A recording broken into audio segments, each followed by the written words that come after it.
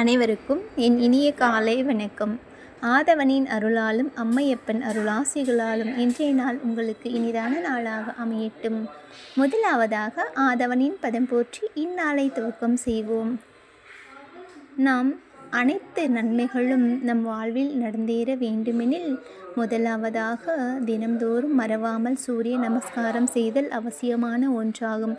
நம் உடலுக்கு உணவு எவ்வாறு அவசியமான ஒன்றோ அதுபோலதான் நாம் செய்கின்ற வழிபாடின் மூலம் நம் அனைத்து செயல்களுக்கும் ஓர் நன்மையான தீர்வு உண்டாகும். இன்று ராம நவமி.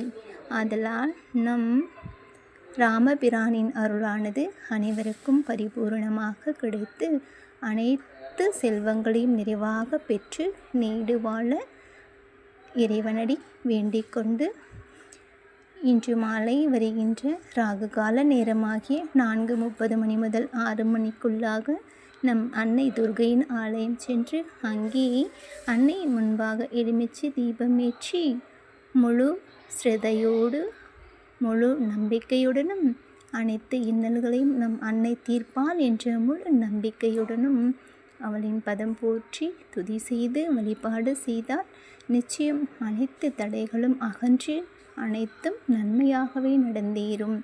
நம் அன்னையை துதிக்கும் விதமாக சிவாய நம. திருச்சிற்றம்பலம்.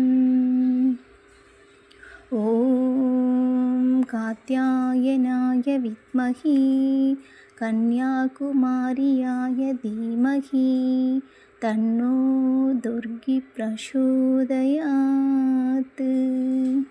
என்று ஸ்துதியினை கூறி அன்னையை முழு மனதார வழிபாடு செய்யுங்கள்.